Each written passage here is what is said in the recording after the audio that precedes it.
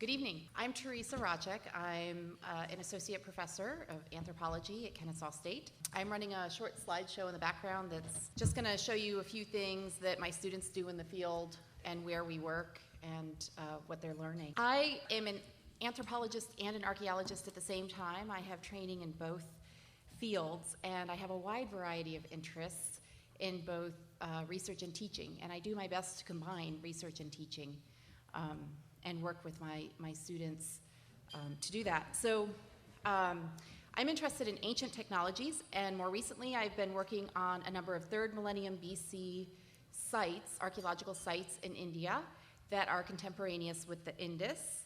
And I'm interested in the early farming communities there and how people form communities in these ancient time periods. But I'm also interested in heritage more generally and how people think about material heritage and archaeological sites. And I have an interest in preservation. And as we all know, archaeological preservation is a very important issue these days. So I've been working in India for over 20 years, and I've been bringing students for the past 4 years to India, in many years twice a year, which I hope to do as much as I can. My work is supported by National Geographic and by my university's Division of Global Affairs. Through their strategic internationalization plan, they do a lot of support for faculty who try to do research and bring students to also do research abroad. So I run 2 types of programs, and Stacy and Charlie represent each of those 2 types, so they're going to tell you a little bit about what they've done and what they've learned. But the 2 programs, one is excavation-based, and we excavate these 3rd millennium BC sites, and the other one is more ethnographic-based, and we're studying craft production, which for archaeologists is very important because it's the only way we can understand artifacts. So we work with contemporary craft producers in Rajasthan. Students who come on my programs are fully immersed in the local community. So we do live in the village, and when we excavate, and we live on a local university campus when we do the ethnographic work, and we're there for about 5 to 8 weeks depending on the program. It's a small group of students I bring each time, and they work very hard. And basically, KSU doesn't have a graduate program, so I treat them like grad students.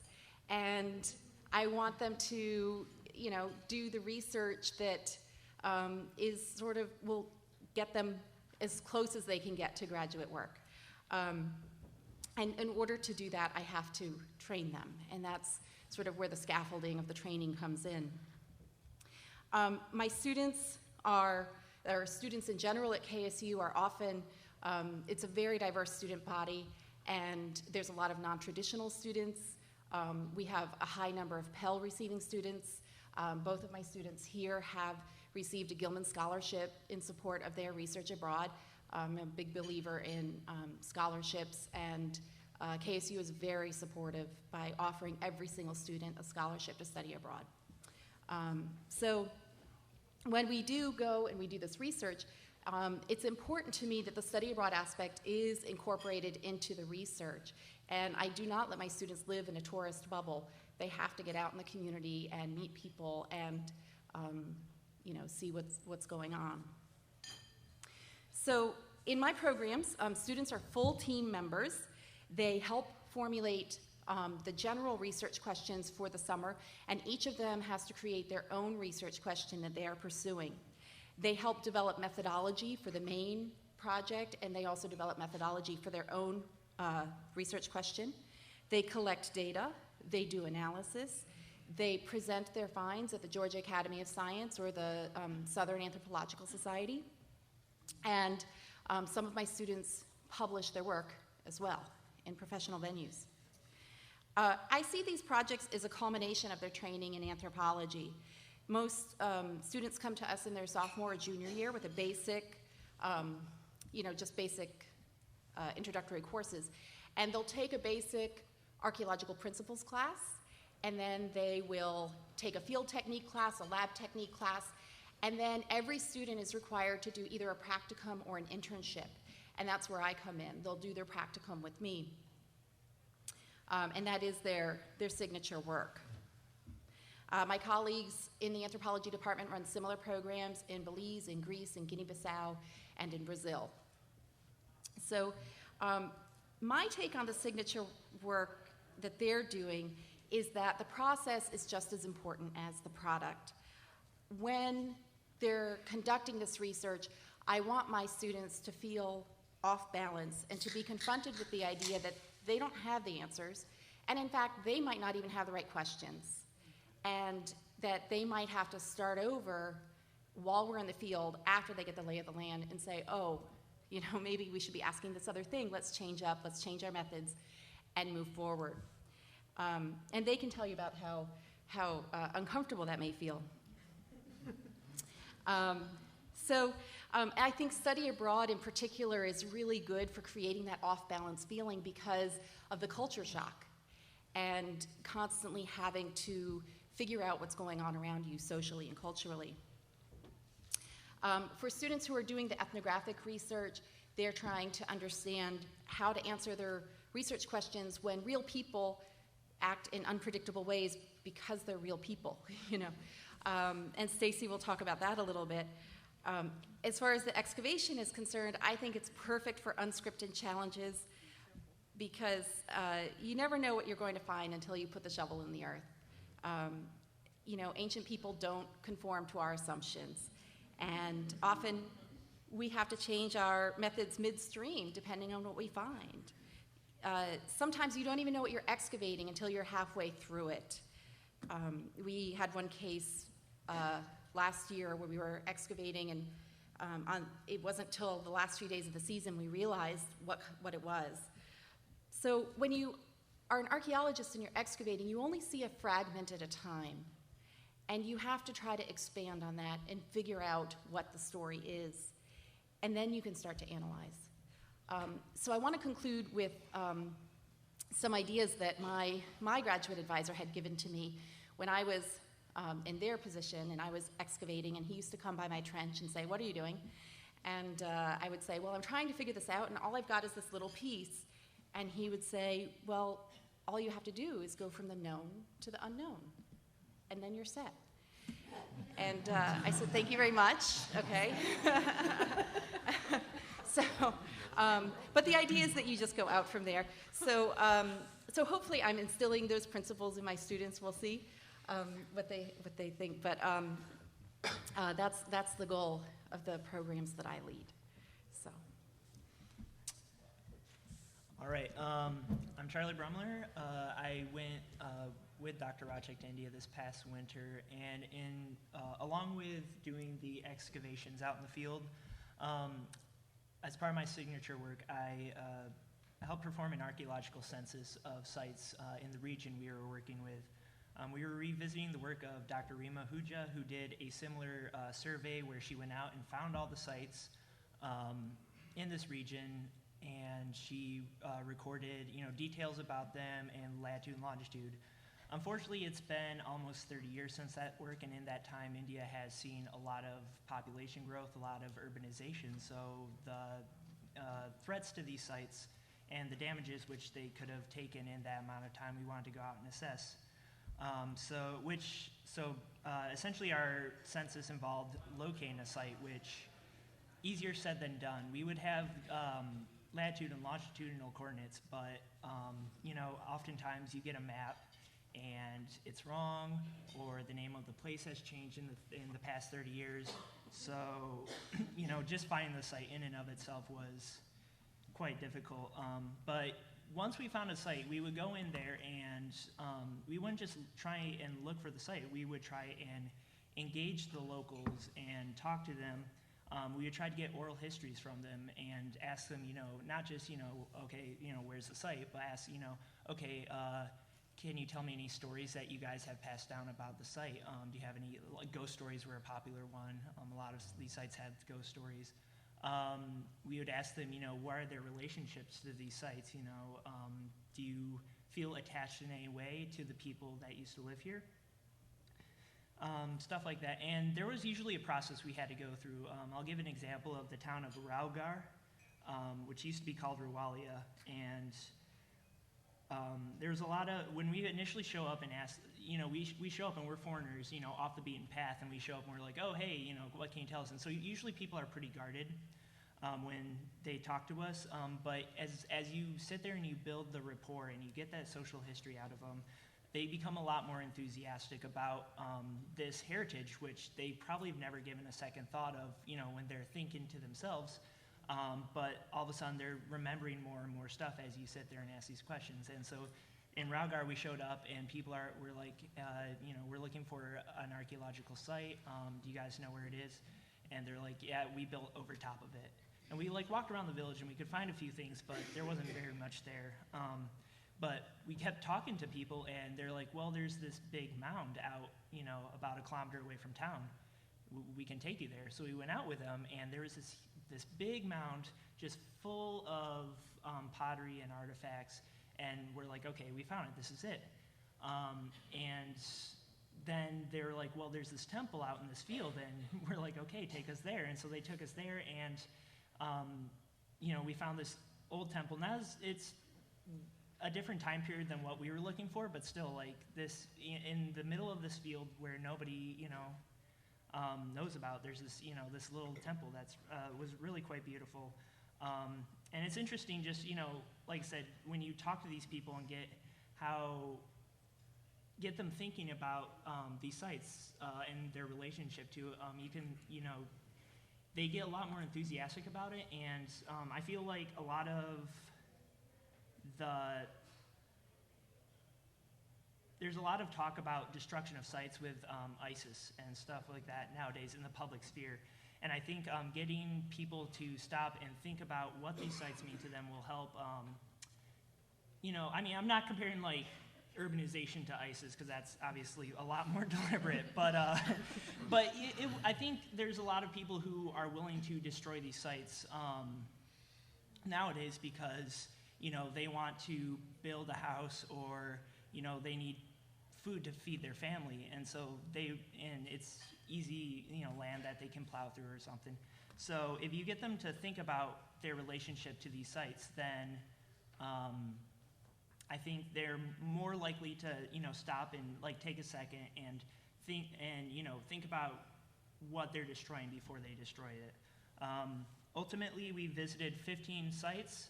We talked to a lot of people, got a lot of oral histories, met a lot of cool people, and we're hoping to. I'm sorry. No, go. We're hoping to publish the report on that soon. So.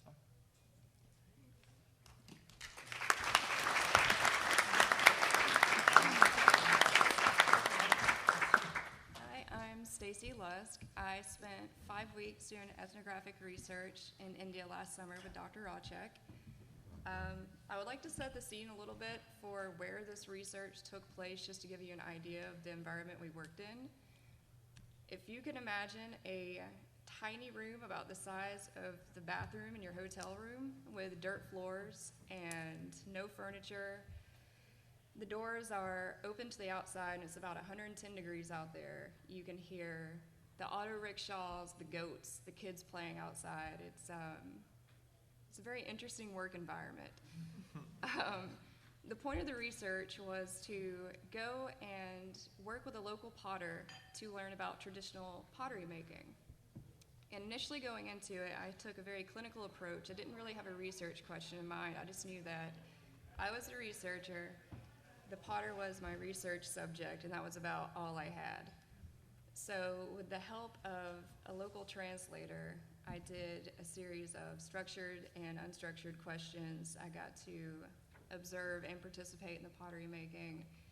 And within a few hours on that first day, I was really, really frustrated. Like Dr. Raczek mentioned, people behave unpredictably because they're people. So the simplest question I would ask would turn into this 10-minute story from the potter that I didn't think had anything at all to do with anything that I was researching, and I was just beside myself with frustration. So towards the end of the first day, Lalit, the potter, his wife Shanti came out and brought this steaming pot of chai. And along with his grandchildren, we all sat on the dirt floor and drank tea out of these dainty little china cups. And as I was watching the interaction between Lalit and his family, I realized that I had completely gone about this research wrong. I was focusing more on what I thought was important about the pottery making and less about what he thought was important about making the pottery. So I completely restructured how I went about it and actually started listening to him, like really hearing what he had to say and listening to his stories rather than focusing on what I wanted to do. And from his stories, I learned that for Lalit, the pottery making was not about making money, even though it was a very lucrative business for him. It was more about preserving his family's cultural heritage. And it was his way of kind of honoring his father and his father's father all the way back, you know, to the first potters that the gods created out of clay. And he did point out that he knew that the world was changing and that his craft would die with him. His sons would never sit at the wheel because they would go on to university. And he wasn't really sad about it. It was, you know, just kind of a bittersweet admission. He knew that the world was becoming more technologically based, you know, faster paced, modernized. And I think that what I really took away from doing this study was that we do live in a more interconnected, globalized world, and it's crucial that we recognize that for every problem that we face in the world together, there are people at the heart of every problem. We can't just reduce it to, you know, statistical numbers or how fast can we get to A to B. And I think that whether it's environmental, political, societal, we really need to listen to the stories that these people are telling us, because I think that's really the only way that we as a whole are going to be able to forge ahead and actually devise solutions to these problems that face all of us. And that's really what I learned from doing my work over there.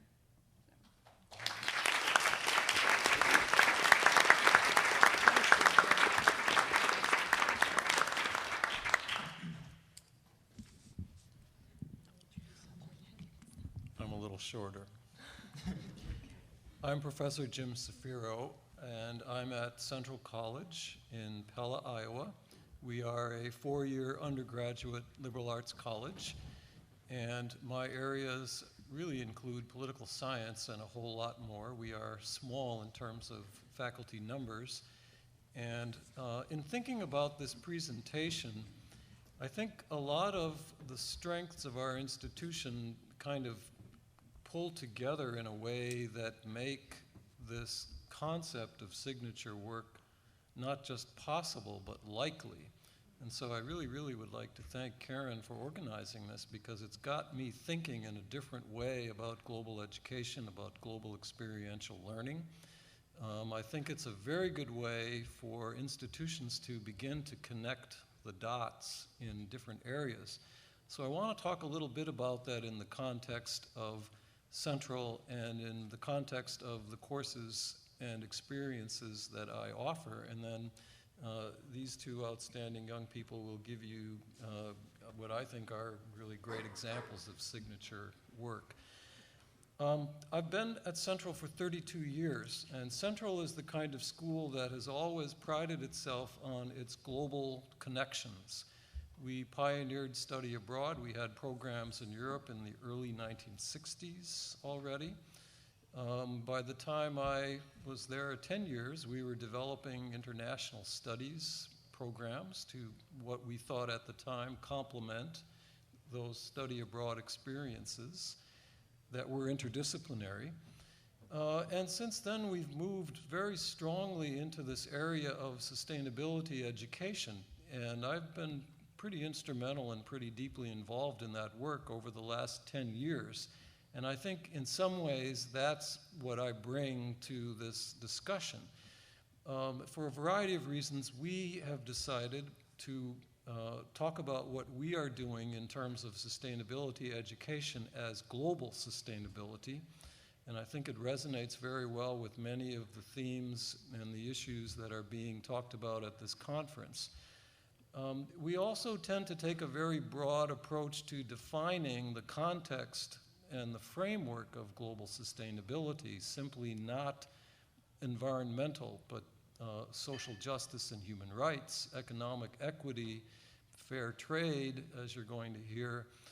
And we didn't just talk about it. We've been building it more and more deliberately into our curriculum over the last 10 years.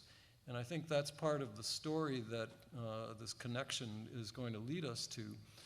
We, for example, when we redid our core requirements about 5 years ago, debated and essentially voted unanimously to, and if you know faculty, we never do anything unanimously, but we did this, to incorporate a global sustainability requirement as a graduation core requirement, regardless of major. And I know there are a few other schools out there that are doing this, but we feel like we're fairly unique in that, and we wanted to offer students, even though we are 1,500 students and about 100 full-time members of a faculty, a very wide array of opportunities and choices to fulfill that requirement. So we wanted to embed that across the disciplines, and we've done a lot of work through the AAC, the Association for the Advancement of Sustainability in Higher Education, to build that across our curriculum. And that takes faculty buy-in, and it takes the resources and the commitment on the part of the institution to support that. So it's not just a requirement that we think is important for students. I think we, as faculty, have taken that on and accepted it for its value for us as well. Speaking as an old dog, I have learned many new tricks in the process of helping this to come about. So we are now at a point where, in addition to that, with a common freshman experience, a course which all freshmen take called Intersections, which they take at the very beginning of their college career, which is also interdisciplinary and is to a certain degree sustainability focused and global experiential education constructed, to the last semester or the last year with a senior capstone seminar requirement, which is very similar in terms of being interdisciplinary and having those options. We are in a position to take our strengths, which include that continuing commitment to study abroad. Many of our students, including these two, have also done meaningful and significant internships as part of that abroad experience, career-focused. And then I think maybe the linchpin here of the entire enterprise for us in terms of setting students up to do this kind of signature work has been our institution's very strong commitment to community-based learning across the curriculum. And the fact that not only are we a recognized national leader in that, we've won placement on the President's Honor Roll, that's the US President's Honor Roll, but we have about 130 different community partners in the greater Des Moines area. We're in central Iowa, across many, many areas which interconnect with this curriculum that I've been describing. One final point here, and then I finally come around to signature work. Many of those courses and other courses across the entire curriculum embed that service learning. In other words, it's a requirement of a course. It's a graded component within about, what would you say, 40, 45 courses across the curriculum. So now the specifics. I was on sabbatical in 2013, and I have a very strong interest in food and sustainability, food and social justice. I thought I might take a crack at designing one of these new senior capstone seminar courses, and I did that, and it ended up being titled Food Justice, and it was aimed at trying to go to some of those less well-represented areas of sustainability, primarily the social and the economic sustainability, thus the justice focus. And it was not even a question, it was pretty much a certainty that in the context of building this, there would be that embedded community-based service learning component. But because these were seniors, and because many, probably 2/3 to 3/4 of our seniors have done at least one and probably 2 or 3 service learning experiences, that I could expect something more and demand something more in terms of that particular commitment. And so the way I phrased it within the context of food justice was that they would do a 15 to 20 hour community-based component, which would be action research with a partner organization dealing with food or hunger or agriculture or social justice, depending upon their major and their career interests. But not only that, this would not be about serving clients. This would be about building the capacity of those organizations to do their work and to fulfill their missions. So Jordan and Andrew were in that seminar. It was last fall, the first time, and you know there's always bugs the first time you teach anything new, and so I was a little nervous, but I think this component turned out very strong. And of the 18 seniors and the 9 different majors represented in there, I could easily have brought a few more students along, but I think Karen deserves a medal just for supporting 3 of us to come down here. And I'd just like to let them tell their stories, because I think it's not just that class, it's this culmination, it's the building upon the long-term interest. So I've talked too much, I stop now. Bring this a little closer. Hi friends, my name is Jordan Langer. I am a December 2014 graduate of Central College. So I guess Andrew and I can take this on a different perspective because we've done the whole college thing, I suppose. I now serve as an AmeriCorps Vista at Central College, so it actually led me to a job, which is pretty exciting. And I can explain why I had such strong feelings for choosing to do a year of national service later. I guess when I was first introduced to the idea of fair trade in Jim Zaffiro's global sustainability class. I was a sophomore, had never heard of the concept of fair trade, and I was just like, oh my goodness, this is really important, and it's something everyone can make a choice in doing. So I decided to partner up. We had 55 options in this class for the service learning component to work with a fair trade store that is actually located in our town square, which is pretty impressive. We are in Pella, Iowa, which is, 10,000 people, give or take, and there's an actual fair trade store, which was started by a bunch of faculty, believe it or not. So there is this embedded sort of desire to help the global population, I suppose, through fair trade. So Andrew and I both served quite a few hours working at the store, our first, go around with the service learning. And then that sort of set a fire to sort of my personal drive in fair trade and why I'm interested in this. I now work in the Center for Community-Based Learning as a Vista, so I actually have to coordinate all of those 130 partners we work with in the 60-mile radius. And I get to show students sort of my experience, and I get to send them to this store as well. We, as seniors, brought a fair trade awareness week to our campus, and the biggest goal of that was just sort of instilling more knowledge in students. 1,400 students on campus, if you can reach a couple dozen of those, that makes a difference, believe it or not.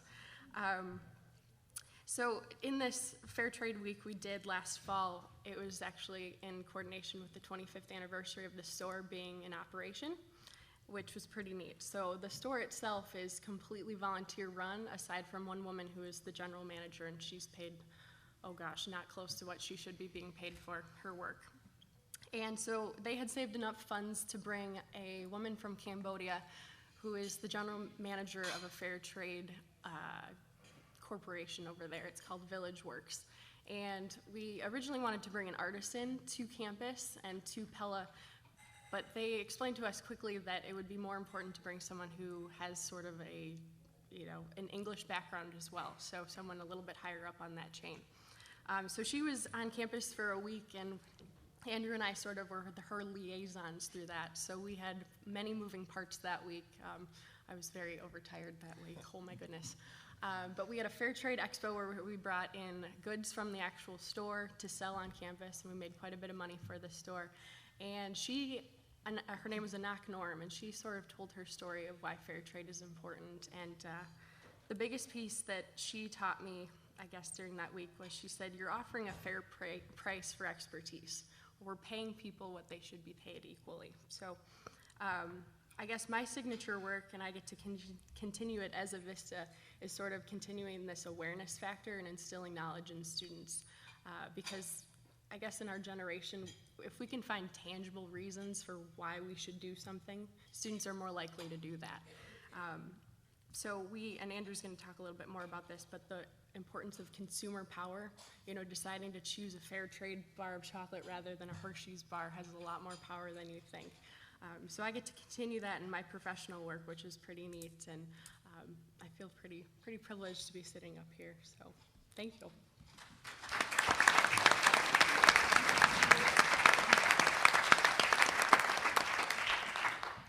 I'm not sure how I'm going to follow that up. I'm Andrew Harvey, and thank you for having us here. It has been an absolute privilege to be here and speak in front of all of you. I kind of want to start out with saying this idea of what I was trying to do when I was prepping for talking here this afternoon was this idea of what was the question I defined. I didn't know what that was when I was a freshman at all. When I got to Central, I was just ready to do the two majors that I set out to do, which were economics and political science. I didn't have this grand, vision of being here in 5 years. For me, I'm a very, very, very competitive person. I did soccer for a couple years. I was on our student senate. I was very involved in, when I find that thing that gives me passion or that lights that fire, as Jordan said, I tend to run with it. And sometimes that may not always be, the book work or the academics. A lot of times I find that passion in other ways. I had taken a class at Central, Intro to International Politics with Professor Zaffiro, and that's the class that challenged me. That's when that competitive spark kind of lit. And, his idea was, are you really looking at the world around you and trying to find, what's different, what's not working, or what is working? And if it's not working, are there other tangible solutions out there? If it is working, is it the right way? And for me, being so involved in sustainability on campus throughout my time at Central, that's where I kind of honed in on that question was, it may be working, but is it sustainable and working? So for me, the stars kind of aligned throughout the curriculum at Central to give me that fire to work, throughout my 4 years at Central. That culminated in working with our food director to get reusable cups implemented on campus at all of our locations. Still something we are working on, but trying to get that as a mainstay. Working through fair trade was also a great privilege. Working in economics, we look at a supply or a utility curve that says a college student may want 5 burritos for every 4 pizzas, or free tuition as opposed to a guaranteed job at the end of it. But when you start looking at some of those things in the classroom, it changes when you're looking at a third world country that has fair trade. You're looking at sending a kid for their education or food to eat that week. That makes the utility curve much more personable and much more worthy to learn about and to try and find those solutions that make a difference at a sustainable level, as well as many other levels. So for me, being at Central, the stars really did align through the curriculum that was offered. Many of the courses I took throughout both majors. I took an environmental econ class. I took an environmental ethics class. I took an international law and organizations class. All these different pieces and components across many different majors really led me to continue to ignite this passion. And really without that, I wouldn't be here today. So thank you for having us, and I do appreciate the time to talk. So.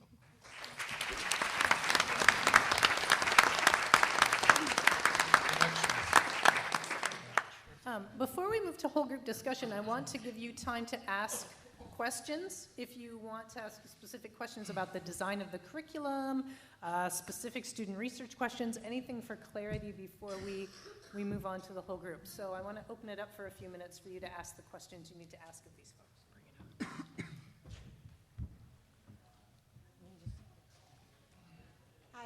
thank you, first of all, for coming. I think in my tenure as an educator, I've learned the most from students, so I really appreciate you sharing with us. I teach at a very rural community college, very small, in a very depressed part of the country. And so I have a question for you all, for the students. What would you say to students about global learning that would convince them to embrace it when all they want from a college education is to get a good job and make a lot of money? Great question.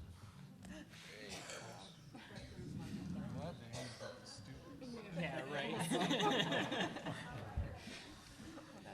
I mean, I guess I can start because now I work on the professional side of working with students. I tell students right off the bat when they sign up for service learning, employers look for engagement pieces on resumes. So if you can put that 15 hours of community service and service learning on your resume, you're gonna get a job, my friends. I mean, it's a really interesting thing, and coming from a liberal arts education, I guess we're more exposed to that experience piece of things, whereas I'm from Madison, Wisconsin, and I grew up with the UW in my backyard, and they're just on a one track. I mean, it's very simple. Plenty of friends that did the pre-med route, and that was all they learned about. So when they thought of learning every sort of discipline, you know, it's interesting. So just tell them it looks good on their resume. For me, it really was that initial challenge. I'm a very curious person as well as competitive, and so to get me started on that path took, you know, the outright challenge. Like, you can't do this, but if you can, then, you know, maybe you're onto something. And for me, that general curiosity continued to grow throughout my time at Central. And as far as, you know, it did end up lending itself to where I wanted to find work. I currently work at John Deere as a credit analyst. But they have a growing sustainability department. And that fire, that, you know, that initial challenge, you know, led me to look only at certain employers for those reasons. So if you can get it to, you know, maybe wrap around not so much like you're just looking for a job, you can kind of bring it to you're looking for the right job. And in some instances, when you challenge those students that are actually, you know, open to being challenged, you can definitely find the right avenues to work in, you know, non-traditional ways. For me, it was I really wanted to work in that environment, but first I needed to find the right place. Yeah, I agree. I think if you're just in it for, with the idea that you're just going to graduate and go find a job, first of all, I think that's naive considering our current economic climate. And second, I think you really have to find what you're passionate about, like you were saying, because I think in the long run, even if you do graduate without following that passion, you are probably going to fail just because you're going to be miserable. You're not going to be following, you know, your dreams or what you're passionate about. Yeah, I guess sort of along those lines too. It just gives you more of like a better understanding of issues when you think about them, especially just being in the shoes of like a foreigner in, you know, another country kind of thing. It gives you once you've gone through it and you've had to deal with like the culture shock and stuff, it gives you like a confidence that you can, you know, handle a lot of things that you previously didn't realize you could take on. Plus, as you know, they've kind of said, the world, I feel it's shrinking, it's going global, so you want to have as much experience with as much as you can while you have the chance to, while you're young. So I want to thank you all for the presentation, and it sounds really, and this is for the students as well as the faculty, so you're not off the hook this time. It really does sound transformative. So the question I have is, how has your experience transformed the relationships and how you help your own inner circles shift their conversations in some of the things that, you know, you look at on the news and the ways that you interact with different types of people? And faculty, how did you prepare students to kind of take on these cultures and the culture shock, and what did you get out of their transformation when you saw it? So it's a two-part question, And I really appreciate your saying, young lady from Kennesaw, about, you had this idea about what you wanted from this pottery maker, and you got that you didn't get, that it wasn't your perspective, it was his perspective. Absolutely. So that's what gives me credence to ask this question.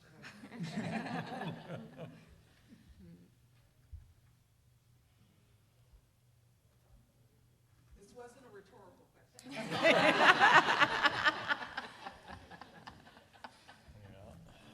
Be brave, be bold. Yeah, right. Well, I think for myself personally, being a female and going to India, it was a little bit different of a situation than when Charlie went. And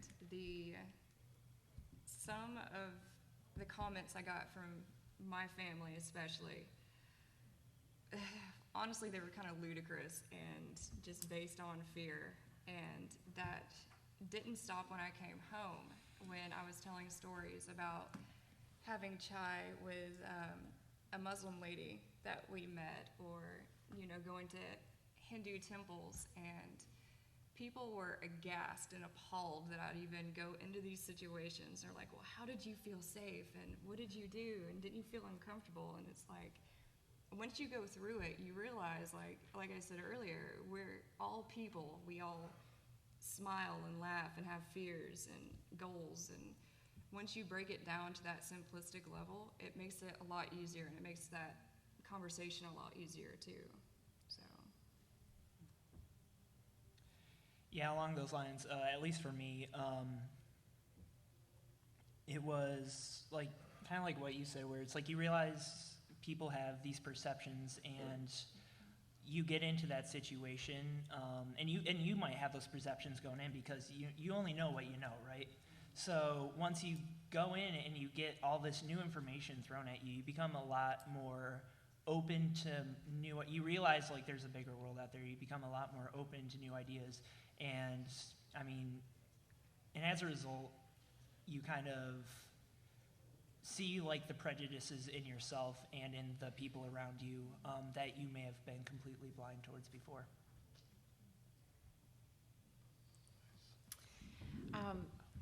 A lot of my students really suffer from severe culture shock.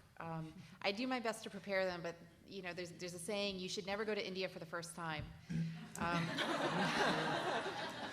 Which actually comes from Nehru, the first Prime Minister of India, had said you should never go to England for the first time. So, every student has to travel their own journey. And for many, it really is very transformative. And a lot of my students do change career trajectories after this trip. I have one student who was going to be an archaeologist, and she was really going to be an archaeologist, and she was really working very hard and presenting and trying to publish. And after coming to India with me, now she works with Lutheran Services with refugees, and finds that to be very meaningful work. And that, I think, that decision was very heavily influenced by her trip to India. And I fully supported that. And I think that she still got, even though she's not doing archaeology, when she did her project with me, she still learned, inquiry, analysis, how to approach complex problems. You can still learn all that and apply it somewhere that's more personally meaningful.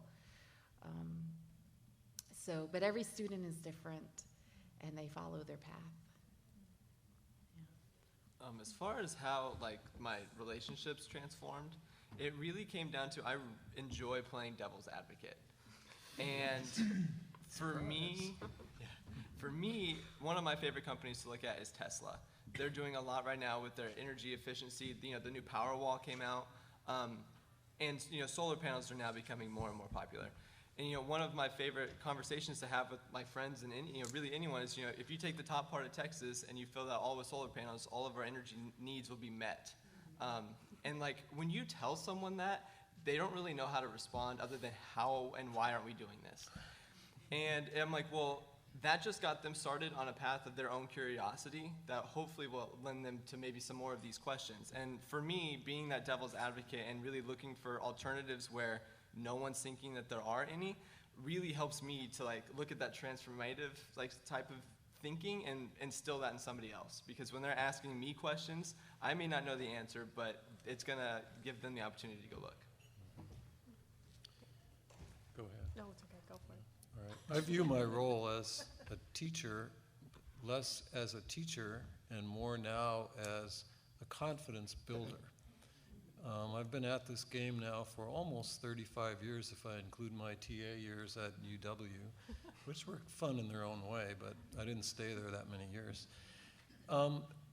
We have a lot of students at our place, and I think this is not unique to Central or to Iowa, who are not really sure of their abilities. And they need to be supported, they need to be encouraged, they need to be, I think there's a certain amount of role modeling that we can do as advisors and teachers and mentors to take some of the fear out of it by sharing our own stories. I mean, I liked your story about your family and parents' reaction. When I flew to Zimbabwe to do my field work, my parents were certain that as soon as I stepped off the tarmac, I'd be shot dead. And that was going to be the end of my African experience. So I think, and some of it is peer-to-peer. You know, with study abroad and with internships, we really try to be pretty deliberate about having part of the debriefing be working with people who are gearing up to go or to do that same thing as a way of tangibly demonstrating you can do this, and to do it gradually. I've been spending the afternoon reading reflective journal entries for the freshmen from Intro to International Politics who are doing their sustainability service now. And a lot of them, you know, even with a fairly, what I would consider small scale, low risk, pretty safe kind of experience, it is a little unnerving. And so I try to give affirming comments as I read these things. And it's not just words. I think it does really build confidence. And with confidence, then greater risks can be taken on. Okay, one more thing. I consider myself pretty optimistic on the world. But in our research on fair trade, I became really depressed about, you know, how the world operates, and I kept thinking there's so many problems. How are we in Iowa supposed to take on this huge global problem, and why does it matter? I mean, if we're not going to make a change and nobody else is going to make a change, why does it really matter? And that kind of changed when I studied abroad in London for 6 months, my junior year, and all of the chocolate over there is fair trade. I mean, it's something that the EU has adopted, and they'll continue to do it. So flying back to the US, I'm like, okay, we've got to do something about it. So now, and what we did during our research and our awareness week, we had taste testing for chocolate. And we had Hershey's bars and different candies, and then we had all this fair trade chocolate, and we actually had students taste things. Food works to get anybody anywhere. So it worked out really well, and students were like, oh my goodness, if I can do that. And, you know, we said, there is a premium to this price, but in that price, you're instilling human rights and instilling that they can go, you know, send their kids to college or to school or just put shoes on their feet, for goodness sakes. So it's transformed that. My family's all gung-ho about fair trade stuff now, so that's good. So it's one step at a time. So, but it does matter, as small as we think it is. So. Thank you all. If you look at your little, we have sort of an agenda on the tables. And to contextualize, before we put you into table talk, to contextualize those specific campus discussions with a little bit of comparison and contrast, we wanted you to think and just comment as a whole group. You can either come to a mic or just shout out to folks. Kind of what characteristics of these efforts here are in common? I mean, these are two very different institutions. We have a study abroad and a working on a global commons issue locally kind of experience. But what characteristics of this work are common? Which ones seem to be specific to the culture or the history of a particular institution? And so comment on the patterns that you all see, and I'd like to invite the panelists also as they've been talking to and about, to each other about their efforts, what they see in common and different as well. So I'm just going to open it up just for a few minutes. Yeah. There's a personal level of engagement that the students have. You know, they're into this not for the mechanical exercise or the advantage of making money, perhaps, but because they learned to care. That came out of the kind of encouragement that faculty gave them, creating an environment that allowed them to ask questions. We get answers when we ask questions. They lead us to places we never know we'll reach. But when the student is engaged at that level, then things happen out of control of faculty, but real things in the real world happen. And that's what I see when you pass on. All right. Thank you. Yes. Yeah.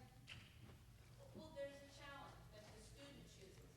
So maybe the student is challenged to pick a challenge, but it's not an assignment. You're prompted, you're given the opportunity, and then you pick the one that matters to you. And I can't think of a more exciting opportunity in university instead of sitting for a test or writing a research paper, but to pick a challenge that matters, and then to be able afterwards to say, I did this on my own. Right. The signature in signature work, like they're making their mark. Yeah. Yeah. Stacy, when you describe, first name basis now. It's all right. But when you described, that was such a beautiful illustration of what Lee Kneffelkamp spoke about this morning in regards to listening to understand.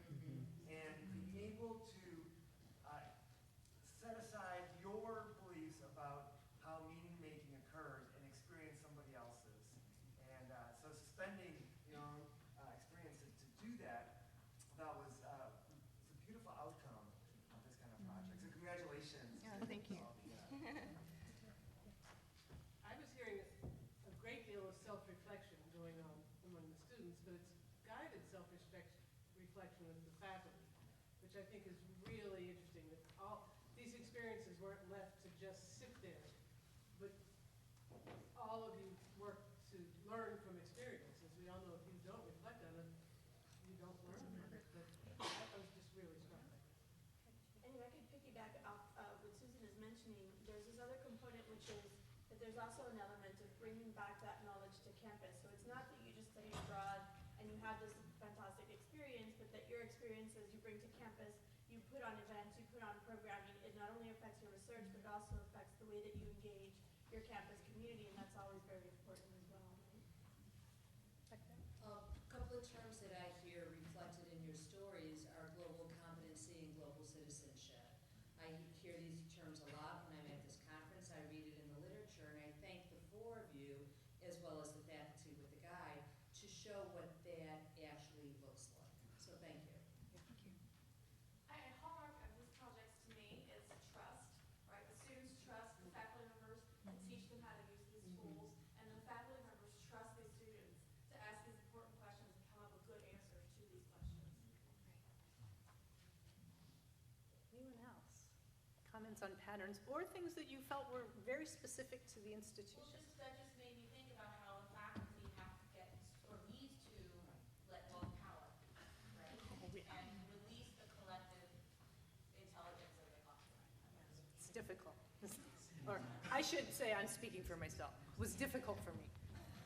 It is difficult. I would amplify that. I mean, this depends a lot on institutional character, right? I mean, if you're at an institution in which there's substantial research demands on faculty, in which they really have to define themselves in their profession and within the institution as independent scholars, then that's not just faculty members being arrogant. I mean, that reflects a whole arc of socialization that they've been on since they were 18, 19 years old, right? And initially got the idea to end up going into this career.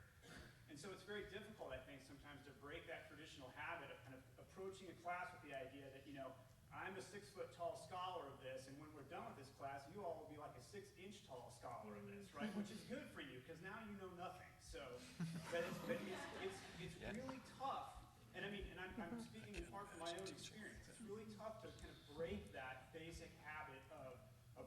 class as the expert with what sounds like a very noble aspiration to share some expertise and then walk away being able to say, the students know a little bit more now than they knew before. And to make that step that Professor Cefiro made to say, I'm really no longer a teacher, I'm now a confidence builder, that's huge and that's hard. Yeah, I think this is part of the institutional commitment, right, that they were talking about. I mean, we're talking about reward systems. It's the old way versus the new way. I mean, when I was coming out of graduate school without any real teacher training, that's what I thought my job was. They are empty vessels, and we are pouring knowledge into the vessels. Right. I don't think like that anymore. Right. The old way still has a pretty powerful pull, I would say. Yeah, on a lot of people. Even in these new times. Okay, I do want to give you time to talk also at your tables about campus specific, and then I think we will have maybe some time for you to talk a little more in depth with the folks up here. But at your tables, for the next 20 minutes or so, we want you to talk about, there's a list of 3 questions there about, is there something on your campus that resembles signature work? What is it? How does it work there? How do you know signature work is achieving the goals that you intend it to achieve? How can you initiate discussions about it or plan for it on your campus? What challenges might exist with regard to that? So we want you to take time at your table. I want each table to have a note taker. We are going to gather up notes at the end and just kind of reflect, bring in everything that you've learned, not only from our panel today, but from whatever sessions and plenaries that you've attended up to this point and the experience that you brought with you to the conference. To talk about how you might start, if you haven't yet, designing and incorporating signature assignments for your students. So we'll have a note taker at each table. AAC&U staff will be distributing ourselves around to each table to participate in the conversation. And each table, you don't have to we have 20 minutes. You don't have to get through all 3 of those questions. You can pick the question or questions that you want to focus most of your time on. So in about 20 minutes or so, we'll ask you to come back as a whole group and share the insights that you gained from chatting with each other. Yeah.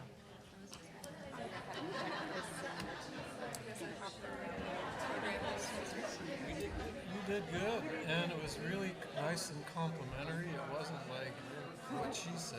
I didn't know better. I'd say y'all rehearsed that. Y'all Yeah. played off each other perfectly. Maybe part. We've just been friends for too long. We won't say anything otherwise. Yeah. Plead the fifth. I think the way it turned out is really nice too because of the context that you guys were talking out of versus the context that they're talking about. There are commonalities, but then there are also things that really are unique to your situation, your school, and the opportunities you had, and the ones of those that you chose to be part of. There's always going to be an element of choice, I would hope. You know, within every class, there should be choices. Within every major, there should be choices. Within a degree program, there should be choices. I don't think people realize that, though. I don't think the students realize that there are Yeah, they think there's a track that they have to be on, they have to follow, and once they do that, it's all over. Yeah, I guess that makes a huge difference if you think of it as a menu rather than requirements. Yeah. Degree works is certainly that way. Mic drop. I'm still showing like 65%.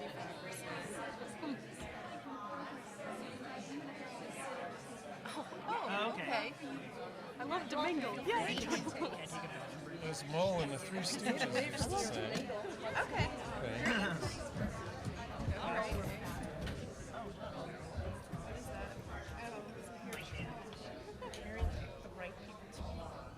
Thank you.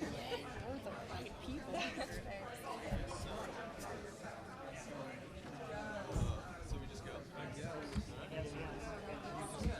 Stairs are over there. I liked her. I was like, unless you want to jump. Yeah, pretty limber. I'm young. Yeah. I haven't done archaeology too long, so I saw it.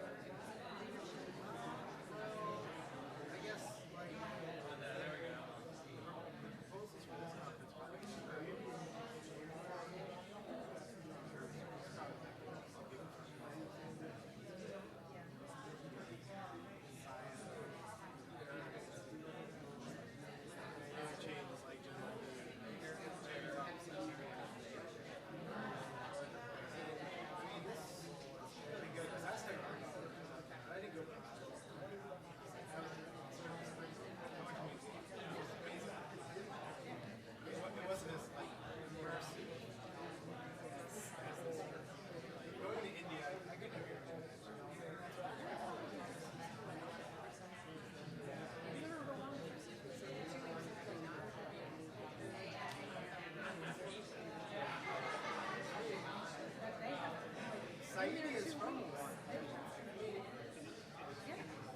Saidi might even be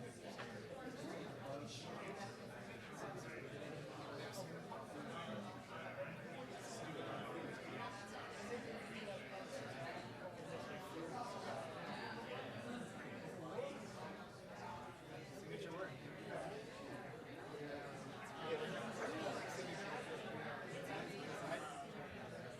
I didn't really.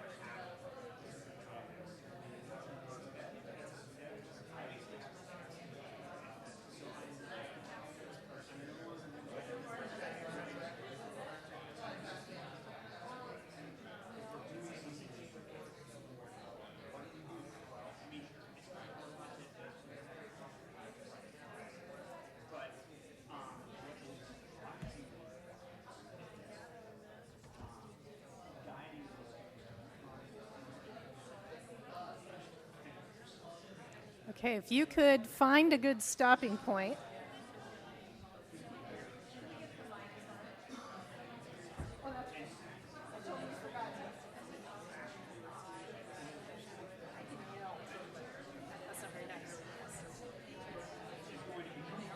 Okay, absolutely.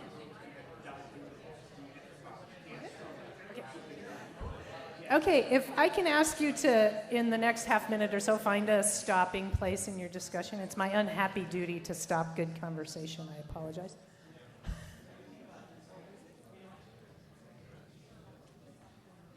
Okay, so for the last 10 minutes or so, we just want to bring this back to the whole group.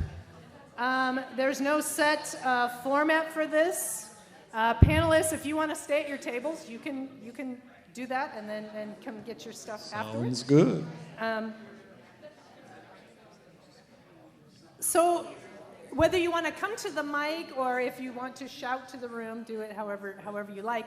What sorts of insights did you get from your conversation about how you might implement signature work on your campuses? Anyone? What came up at your tables that you want to share? Yeah, thanks. A couple of examples. Building on existing sorts of like seed capsules or other kinds of practices that already exist, but building them more so that they become these signature student organized kinds of activities. But we had just gotten to the point where we were talking about how you need to scaffold before it's time to do this, so that the students Right. have practice in defining questions, even if they didn't throw them out when I'm sorry, I'm looking over there. But scaffolding, and also, what if they're going to do service-based kinds of signature projects so that they understand about going into organizations and communities, et cetera, and are prepared to come up with valid ways of entering into that. Right. So building on things that we already have in place, like disciplinary capstone experiences, for example, and the importance of preparing students. And I just wanted to point out, if you haven't had a chance to read through this LEAP Challenge brochure that you have, in the middle on pages 5 and 6 is a sample sort of guided pathway, right? A sample curricular structure. The brochure is not intended to suggest that this is the only way that you can design a curriculum for signature work, but it's meant to be one example for how some campuses have started to redesign general education, for example, to have it interface more deliberately with majors, to scaffold these skills and question explorations from the first to the fourth year. Okay, thank you. Yeah, hi, Karen. I'm going to report for my table, which was a very interesting mix of kinds of institutions, of big state public institution, a private Catholic urban and large urban institution, and a community college. I would say, and they will correct me if I'm wrong, most people were in process. And most people didn't feel like they had anything fully in place.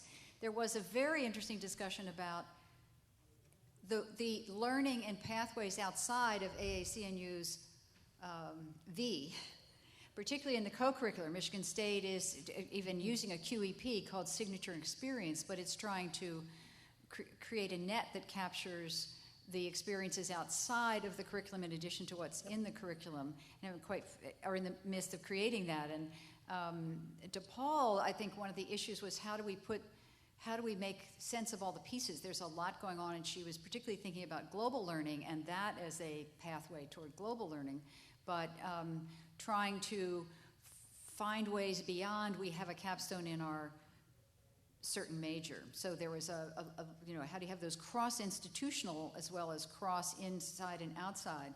And at the community college, there was a theme that got picked up by others about how deeply they're not going to be sending students abroad, but they are really working on how to make how to make the local global, and to use it to really uncover and reveal the global dimensions that are in everyday lives. And they were particularly talking about the positive ways in which the international students, they have something called ESL voices, which are first-person narratives that come out in written things. And I don't think that's part of a course. I think, again, this is happening outside. So how do you begin to count those experiences as leading toward a sense, and I think about Hillary's roots. It's a piece of who they are, and helping other people see the particular island they've never explored that's actually sitting in the seat next to them in a class. Right, thank you. Anyone else? Insights from your table, anything?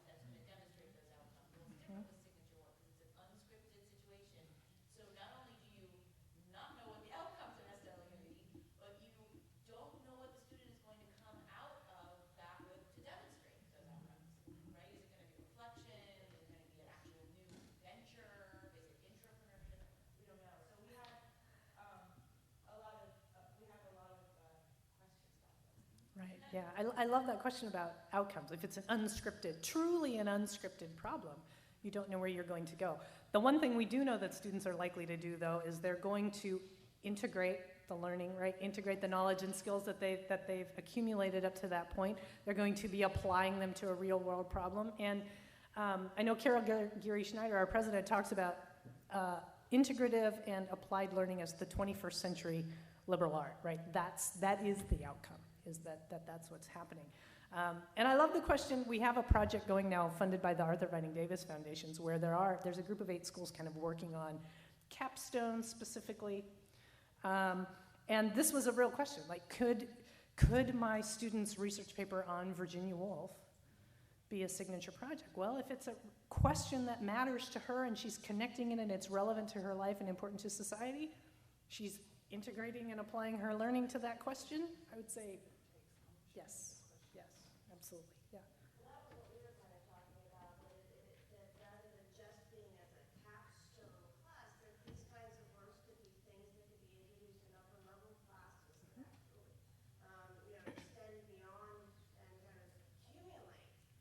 So several signature works coming together in a capstone that really is a fully formed kind of work. Right, that they could be exploring different angles of the same question from the first to the 4th year. Right. Anyone else? Insights you want to share from your table discussion?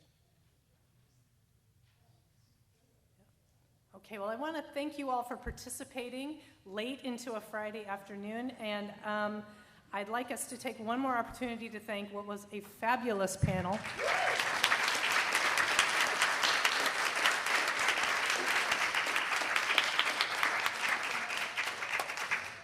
And we will see you all at breakfast tomorrow. Remember, breakfast in front of each ballroom, so pick your session and go to breakfast.